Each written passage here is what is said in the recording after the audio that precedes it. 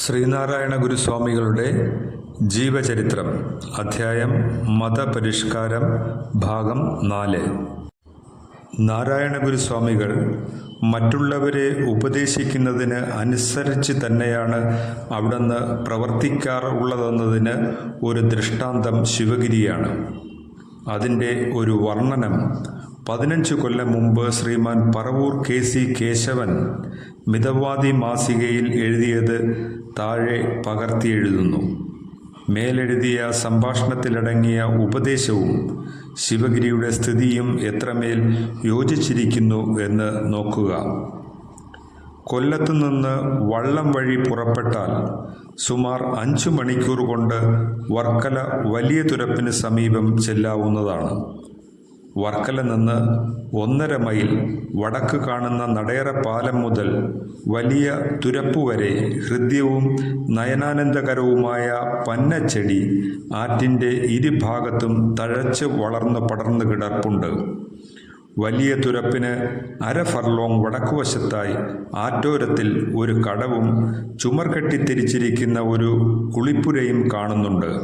ഇവിടെ വള്ളം നിർത്തുക തന്നെ. ഇതാണ് ശിവഗിരി തീർത്ഥം. കേരള കാളിദാസന്റെ വാഗ്വിലാസത്തിന് വിഷയീഭവിച്ച ആ ജലം തന്നെയാണ് ഇവിടെയും നിർഗളമായി പ്രവഹിച്ചുകൊണ്ടിരിക്കുന്നത്.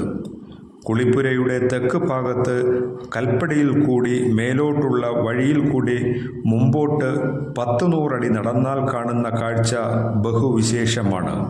അവിടെ ഒരു ചെറിയ പാലവും അതിൻ്റെ താഴെ കൂടി സ്ഫടിക സമാനമായ ജലം സദാ പ്രവഹിച്ചുകൊണ്ടിരിക്കുന്ന ഒരു തോടും കാണപ്പെടുന്നു.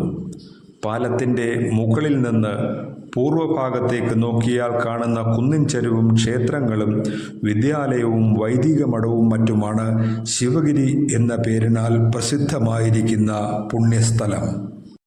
ഇനി നമുക്ക് ക്ഷേത്രത്തോട് സമീപിക്കാം. 8 പട്ടത്തിൽ പടിഞ്ഞാറോട്ട് പൂമുഖമായി പണിയിച്ചിരിക്കുന്ന അതിമനോഹരമായ ആ ക്ഷേത്രത്തിലാണ് ശ്രീനാരായണ ഗുരുസ്വാമികൾ ശാരദാദേവിയെ പ്രതിഷ്ഠിച്ചിരിക്കുന്നത്. ഈ ക്ഷേത്രത്തിന് ചുറ്റും വൃത്തത്തിൽ ഭംഗിയുള്ള കുട്ടിമതിൽ കെട്ടിയിരിക്കുന്നു. ഇതെല്ലാം നിർമ്മിച്ചിരിക്കുന്ന മാതിരിയും മറ്റും ഏത് ശില്പശാസ്ത്രജ്ഞനെയും വിസ്മയിപ്പിക്കാതിരിക്കുകയില്ല. ക്ഷേത്രത്തിന് സമീപമായി അങ്ങുമിങ്ങും തഴച്ചു കൊഴുത്തു നിൽക്കുന്ന ഒട്ടുമാവ്, അശോകം, വേപ്പ്, ചെന്തങ്ങ് മുതലായവയുടെ അഴകിനെപ്പറ്റി എഴുതി അറിയിക്കുന്നതിന് വാക്കുകൾ കിട്ടുന്നില്ലെന്ന് പറയേണ്ടി വരും. ശാരദാമഠത്തിൽ നിന്ന് മറ്റു സ്ഥാപനങ്ങളിലേക്ക് പോകുന്നതിന് വിശേഷ മാതിരിയാൽ കൽപ്പടവുകളും പാതകളും വെട്ടിയുണ്ടാക്കിയിട്ടുണ്ട്. ഇനി നമുക്ക് ശാരദാമഠത്തിൻ്റെ മുൻഭാഗത്ത് കാണുന്ന ഗിരിയിലേക്ക് പ്രവേശിക്കാം. ഈ ശൈലത്തിന് സമുദ്രനിരപ്പിൽ നിന്ന് ഉദ്ദേശം 300 അടി ഉയരം വരുമെന്ന് തോന്നുന്നു. മുന പോലെ ഉണ്ടായിരുന്ന കുന്നിൻ്റെ ഉപരിഭാഗം അനവധി പണം ചിലവഴിച്ചു ചെയ്തു വെട്ടി നിരപ്പ് വരുത്തിയാണ് അവിടെ മഹാദേവനെ പ്രതിഷ്ഠിച്ചിരിക്കുന്നത്. ഇവിടെ കരിങ്കല്ലുകൊണ്ട് മഹത്തായ ഒരു ക്ഷേത്രം പണിയിച്ചു കൊടുക്കാമെന്ന് സമുദായാഭിമാനിയും ഗൃഹസ്ഥനുമായ ആലമ്മൂട്ടിൽ ചാന്നാർ അവർകൾ ഏറ്റിട്ടുള്ളതായി അറിയുന്നു.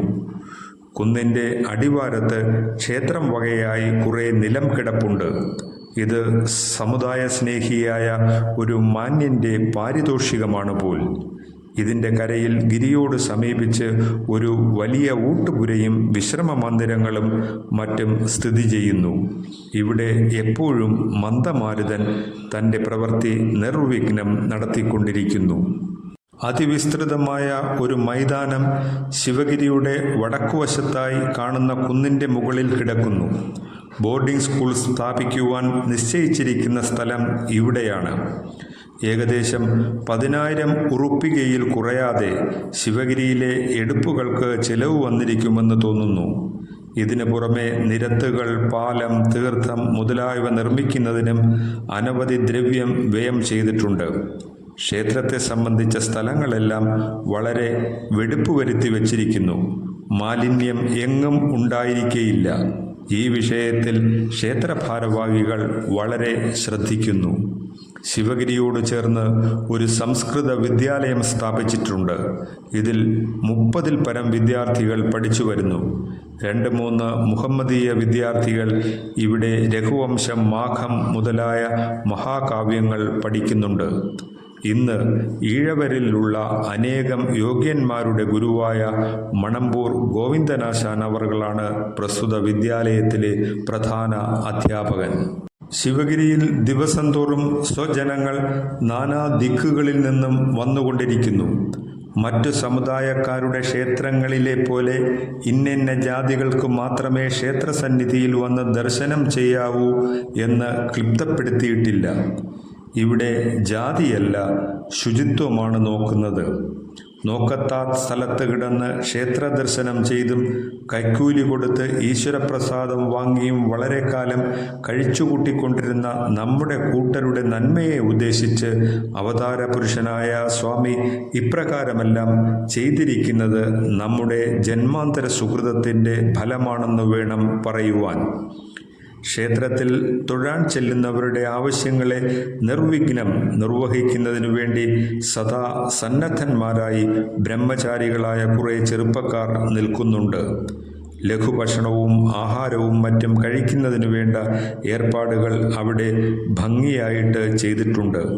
ഇങ്ങനെയുള്ള സുഖസൗകര്യങ്ങൾ ഉള്ളതിനാൽ പലരും ഇവിടെ വിശ്രമത്തിനായി വന്നു ചേരുന്നു. ക്ഷേത്രത്തിൽ താമസിക്കുന്നവരെല്ലാവരും രാവിലെ അടിച്ചു നനച്ച് കുളിക്കണമെന്ന് നിർബന്ധമുണ്ട്. ശൂന്യപ്രദേശമായിരുന്ന ഈ സ്ഥലത്ത് ഇന്നും കാണും പ്രകാരമുള്ള മാറ്റങ്ങളും മറ്റും വരുത്തുന്നതിന് സ്വാമികൾ ആരംഭിച്ചിട്ട് ഏറെക്കുറെ 12 കൊല്ലം കഴിഞ്ഞിരിക്കും.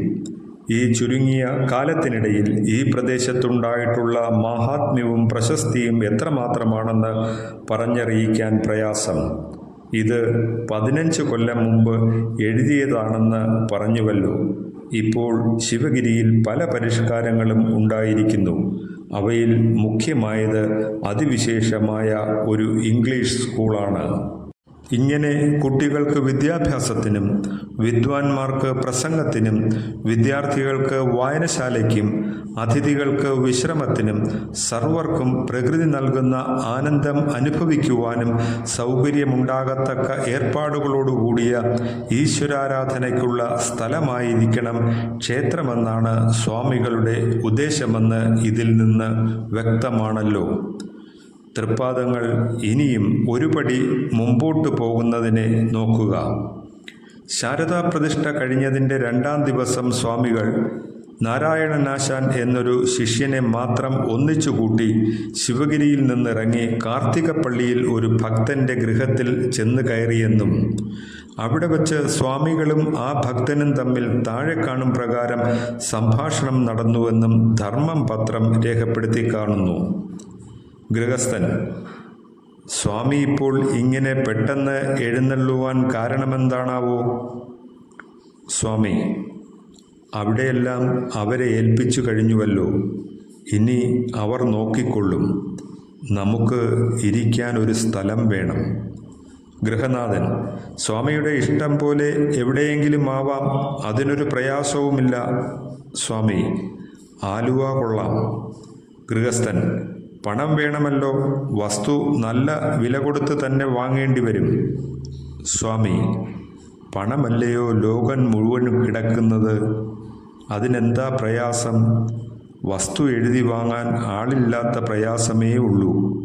ഗൃഹനാഥൻ: അടിയൻ വരാം സ്വാമി. എന്നാൽ ഒത്തുപോയല്ലോ. ശേഷം അടുത്ത ഭാഗത്തിൽ.